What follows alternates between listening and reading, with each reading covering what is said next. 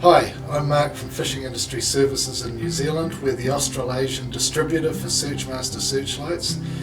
The lights are made in Denmark to the highest standard and they're brand new to market with a lot of features that no other searchlight has. So today I want to talk to you briefly about what it does, how it does it and how to work it. So there's three models, two are available now with one to come. We've got a 170 watt, a 340 watt, which is the one that you can see beside me here, and a 680 watt, which when it arrives in the next couple of months is going to be the most powerful LED searchlight in the world. So first let's talk about self-stabilization, which is a key difference with this light. The lights can handle plus or minus 40 degrees of pitch and roll, which is a lot. That's a very rough sea. The 680, which is the biggest one, will handle plus or minus 30 degrees of pitch, but plus or minus 40 of roll. This video you're watching is just a simple demonstration where we've rocked the light in a way that shows it stabilizing itself, and you'll see that it has a very fast response. When I tip that light quickly, it goes quickly and lines straight back up on its target. And that means that your time on target in rough conditions is much better than is achievable with a standard searchlight or in fact with a handheld. This next segment of video demonstrates auto scanning, and you'll see that the light moves much in the way that our eyes do, which is in a series of steps rather than in a continuous movement. This makes it very, very easy for us to follow the light and to track what's happening on the water. It also means once you've set it that there's a lot less work to do on the bridge. Everyone can keep their eyes on the target or on the water to find whatever we're looking for. You can preset it to 40 degrees of scan, 90 degrees or 180, so that covers a lot of water. And if you have a look at this video, you'll see that there's some background shoreline being well lit up. That's at 560 meters. Right, let's talk about brightness. This is the question everyone asks. How many lumens is the light? And the question we really need to ask is how many lux at what distance? Lux is the density of the light as opposed to the total light produced. So that means that the brighter it is at a given point, the more lux there is. To give you an idea, the 170 watt searchlight has 18,000 lumens. And that means it provides 1 lux at a range of 950 meters. And to put that into something that helps, a lux is the amount of light density from a candle on a 1 square meter surface at 1 meter distance. At that point you can pick up eye color, read a book, etc. So it's a pretty good amount of light, and for the little one, 950 meters is that range. For this one, the 340, we're talking about 36,000 lumens and a 1250 meter range. And when the SL680 comes out, and as I said, it's the most powerful searchlight in the world when it arrives, that's driven by LEDs, we're talking about a range of 1800 meters. And if you look at our video, you'll see that when the light goes on, you'll see the furthest vessel light up quite clearly in the lights. It's a concentrated beam and it stretches a long way.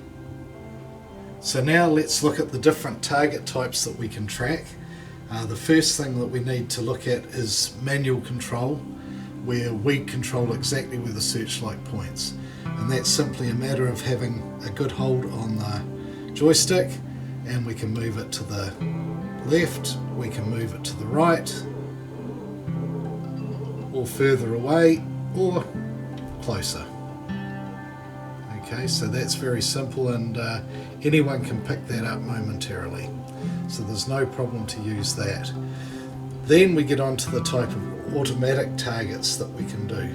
The first thing we can do is if we push auto and change to auto, and if I take this cursor and plop it directly over there, so let's say we've spotted something in the water with the manual control, then we simply click the joystick down and it locks on, and you'll be able to see to the side the lights come on. I'll just turn that off again.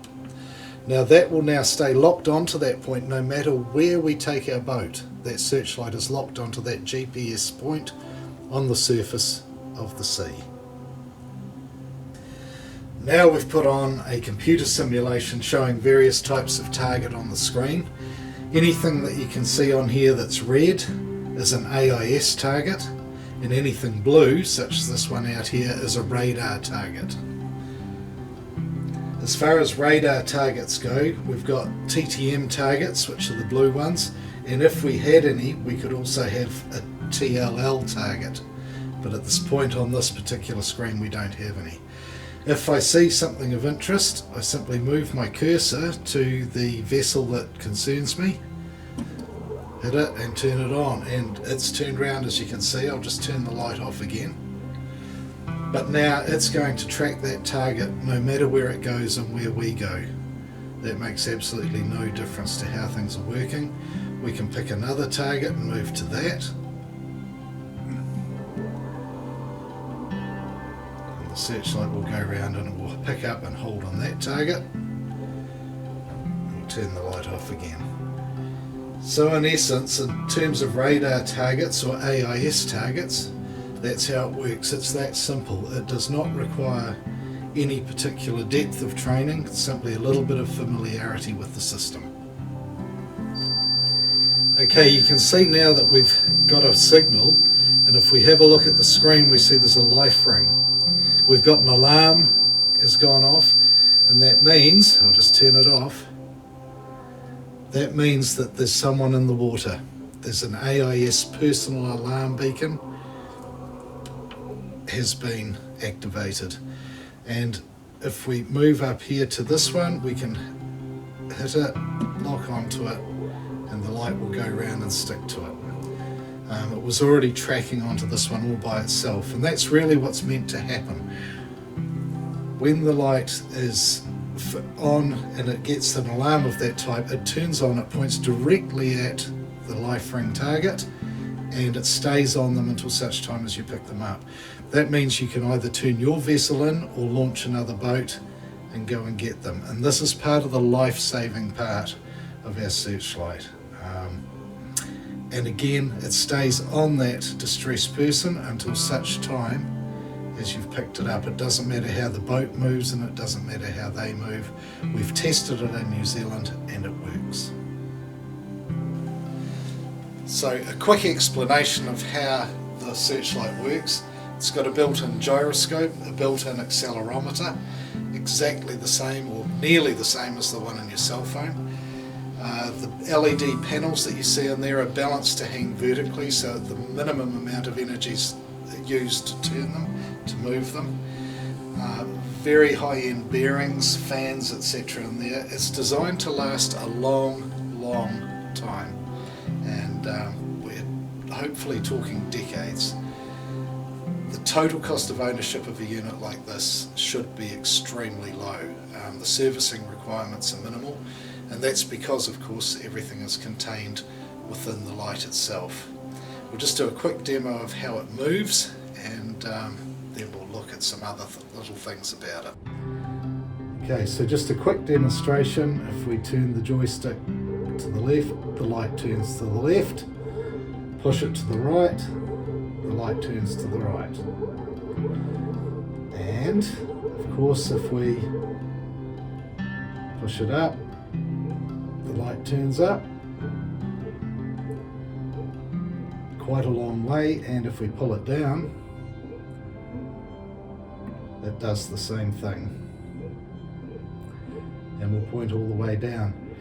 The other key thing about it is that you are able to adjust the width of the light beam and make it work manually. Now normally it does that automatically. The closer you bring the light in towards the vessel, the wider the beam. The further away, the narrower the beam. Now we'll just see if we can make it adjust the beam so you can see the variation in width. Now we're going to widen the beam. In the case of the 340 watt searchlight, there's two beams and only one has adjustable focus. So let's do that. The bottom bit of the light that you can see, the separation is only because we're a metre from the target. The bottom one should spread to quite a significant width compared to the top one.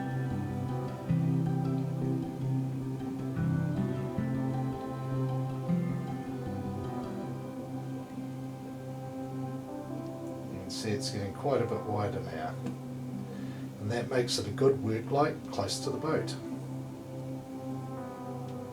There we are at full width. Just a quick explanation about personal AIS beacons.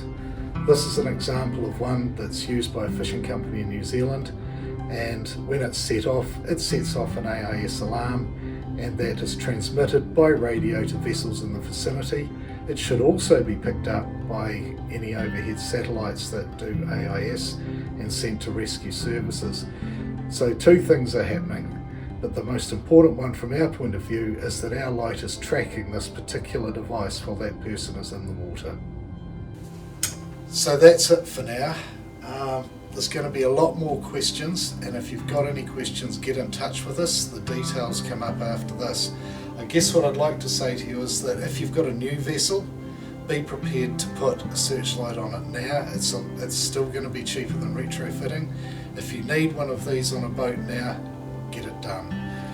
Costs at the time that we're making this, which is early 2024, we're talking somewhere between $15,000 to $30,000 New Zealand or Australian, depending on the model that you pick and the accessories. I think it's important to remember that these will be some of the longest lasting searchlights ever, because of all the internalised components are completely protected, and the total cost of ownership is probably going to be the lowest of any searchlight available on the market. The manufacturer has made a commitment towards backwards compatibility, so even though changes will come along, your light should handle them. And again, if you've got any interest at all, please get in touch with us.